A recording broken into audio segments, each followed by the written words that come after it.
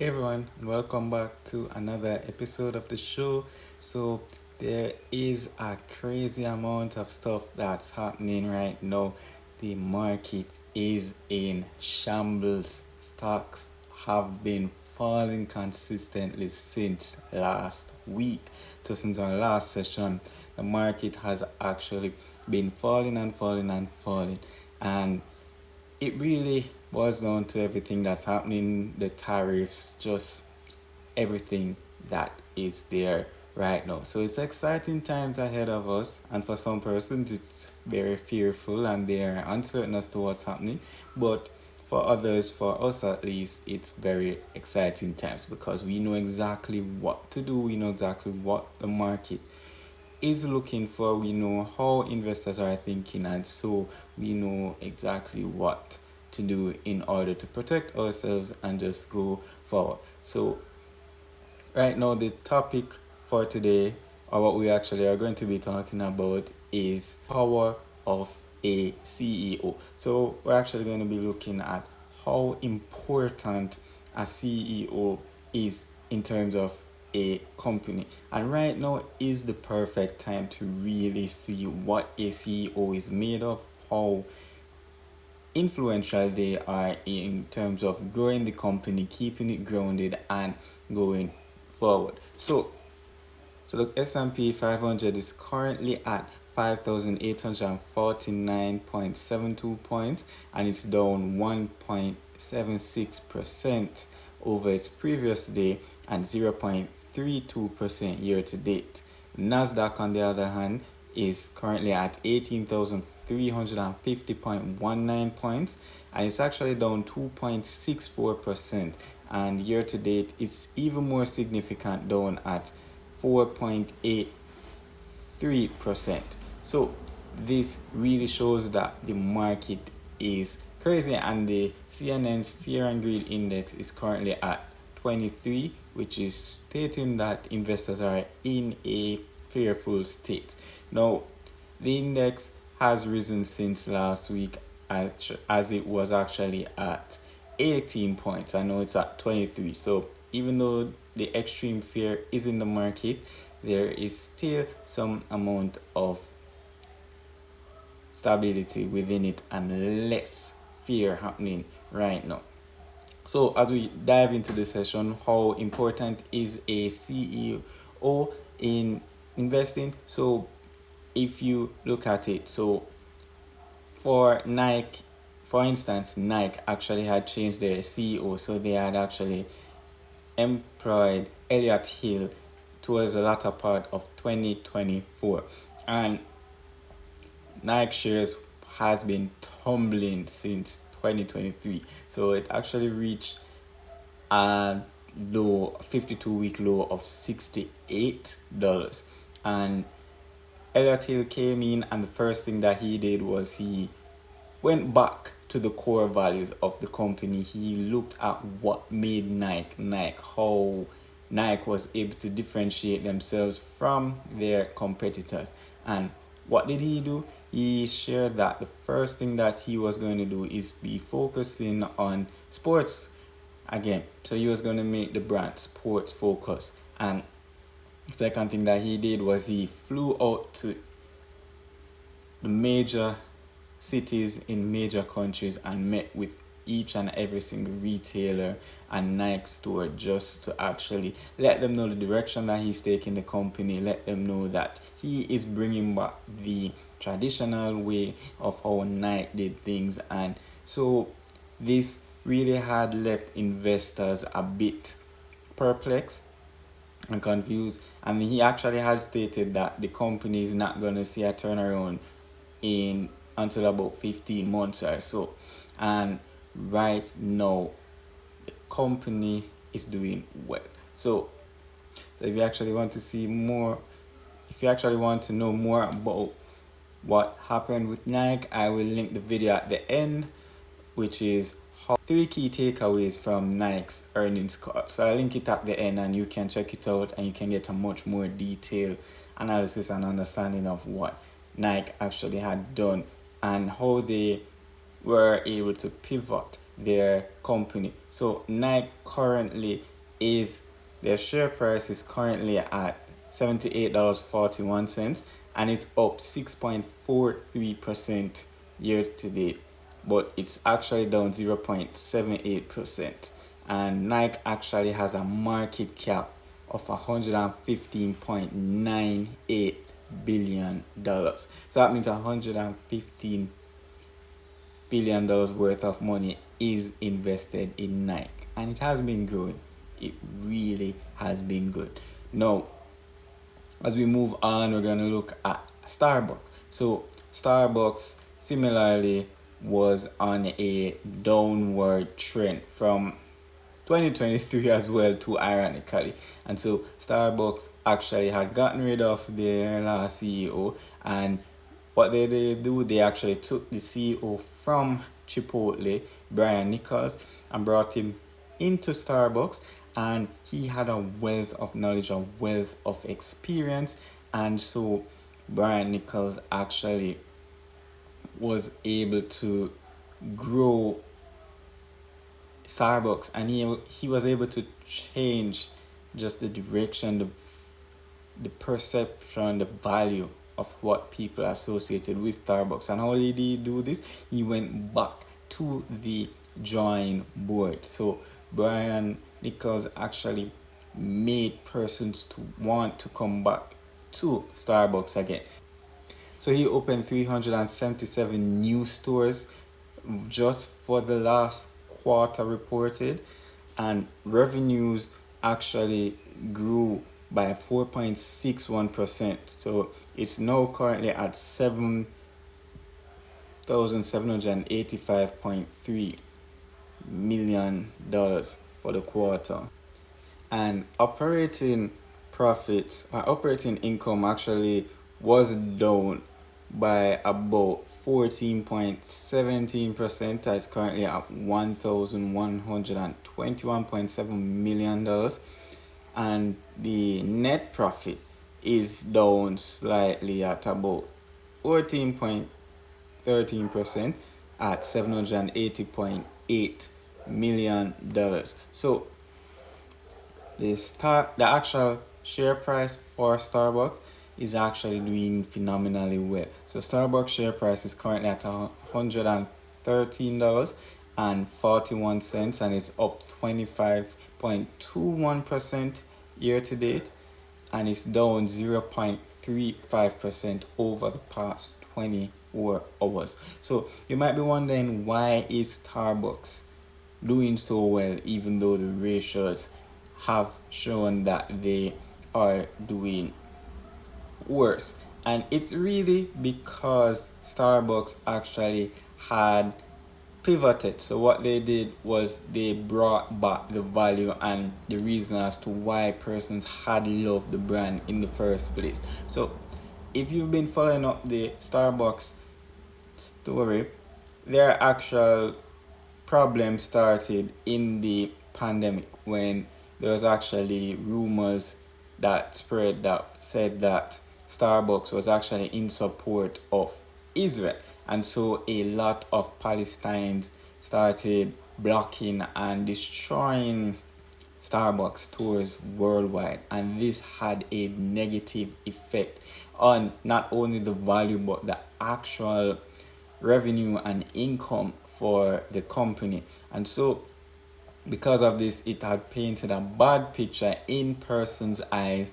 And as much as the CEO and Starbucks overall had tried to distance themselves from this rumor, the damage was just too much. And so Starbucks had to really change a lot of things. They also had to change the fact that persons use them as a public restroom, and what they did to change this was to say, if you want to use our bathrooms, you need to at least buy a cup of coffee from us or something from the store. And that's how they were able to actually change that. So if you want to see more about Starbucks, then there's actually a video on it on my Instagram page. So you can actually just go on it and check it out. It's actually about 14-15 minutes, and it has all Starbucks details in more detail, so you can check that out. And last one that we want to look at is Disney. So Disney is one of the wonder kid stories of our time. So Disney, unlike Starbucks and Nike, who had switched their CEOs early, like towards the end of 2024, Disney actually had switched their CEO earlier. So it was about 2022. So the CEO for Disney is actually someone not new to the company, Bob Iger. So Bob Iger was traditionally the CEO before, and then he left, and they had gotten another CEO who actually had created things that were a bit different from how they traditionally had operated and things like that. And so Bob Iger came back, and what was the first thing that he did? He decided to make Disney the go back to the basics, the core values and foundations of what made Disney's brand Disney. Why did people love Disney? And so, since Bob Iger actually had to taken over Disney, he had focused much on making movies for cinemas, and so they had a lot of blockbuster films out, especially towards 2024 alone. They actually had about 4 movies out. They had Moana 2, they had Wolverine versus Deadpool, they had Inside Out 2, and they had Mufasa, which came out towards the end of the year. So Disney actually had revenues of $24,680 million worth, and it increased by 9.37% over the previous quarter. Earnings before income and taxes was $3,660 million, and this increased by 286.08% over the previous quarter, while net income, or as some persons like to call it, net profit, which is the same thing, was $2,644,000 million, which increased by 474.78% over their previous quarter. Now, you might be wondering what was so great about Disney and why did they have these record years. So Disney actually had increased the Disney Plus and Hulu by about 0.9 million subscribers over the previous quarter to 178 million subscribers overall. And Disney has been reaping the rewards of their biggest box office animated film today, which is Moana 2. So Moana 2 had broken records at the box office in the first 5 days, which was launched at Thanksgiving. They broke many records. So if you want to get more insights as to Disney, I'll link the video at the end as well to how Bob Iger turned around Disney. So I'll link that as well, and it has a lot more details on Disney. So Disney actually currently has a share price of $112.79, and it's up 1.78% year to date. And over the previous 24 hours, it's down about 0.89%, and the market cap for Disney is actually $203.98 billion. So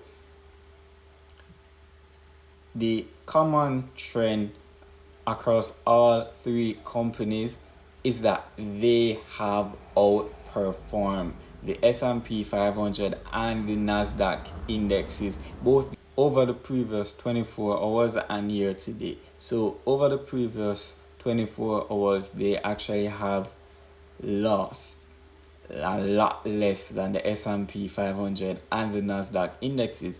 And over the year to date so far, each of these companies have grown between 1 and 25%, and of over $115 billion, with Starbucks being the smallest of the 3 and Disney being the largest of the 3. So what really is so special about these CEOs and why were they able to turn around the companies.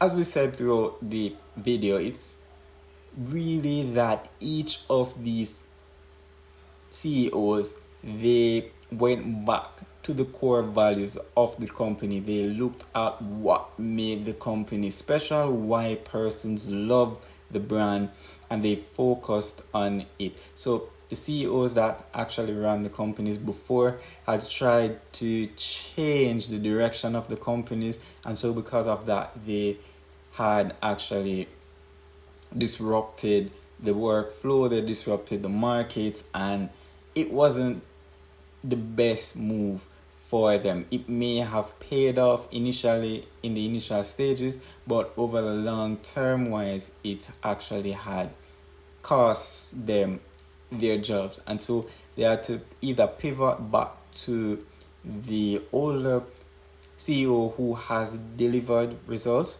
or they actually had to get someone who is known for turning around companies. And that's what these three companies have done.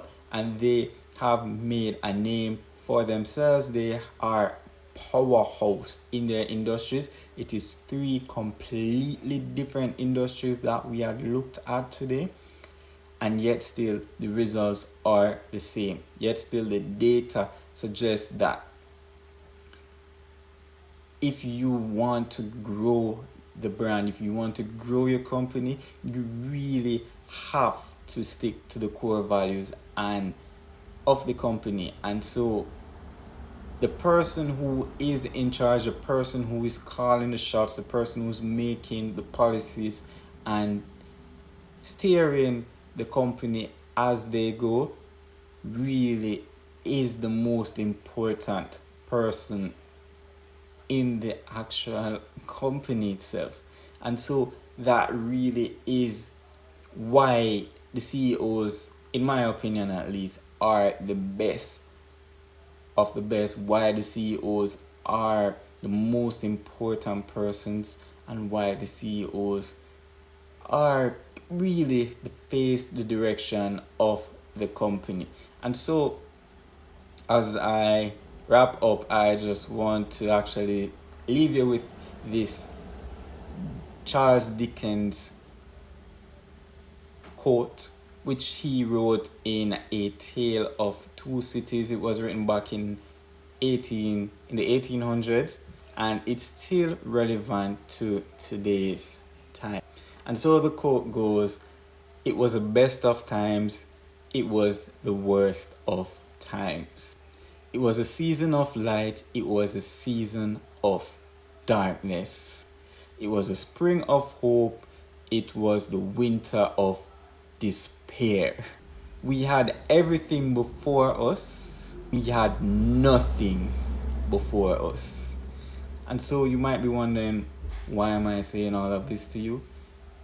And as Charles Dickens really says, investing, life, trading, the economy, the world, it's really just a tale of two cities. And so things can either be going perfectly well, or it can be going in complete chaos. So it really just depends on how you look at things. So for persons who are less educated, less skilled, less experienced in the stock market, they are going to be crying right now because the volatility is crazy. The volatility is high. And because of that, they are going to be suffering a lot because they will be making wrong purchases.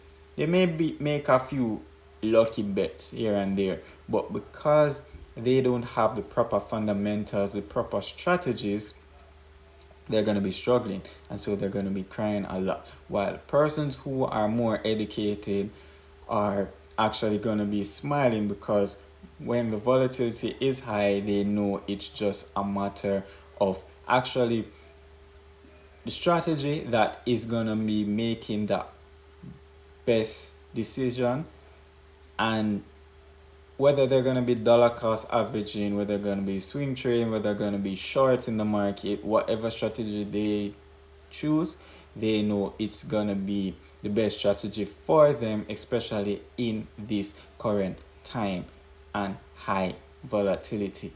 So that really is it for today's session. Thank you guys so much for tuning into this episode. If you like it, I ask you to give us a thumbs up or a heart wherever you consume this material. Leave any comments you may have down below, and feel free to share this episode with a friend, a family member, a loved one. Have that discussion with them. And also subscribe or follow us wherever you consume this material, and turn on the notifications as well, so that as soon as any new episodes are released, you are the first to actually get them. Until next time, take care. Love you guys. Hey.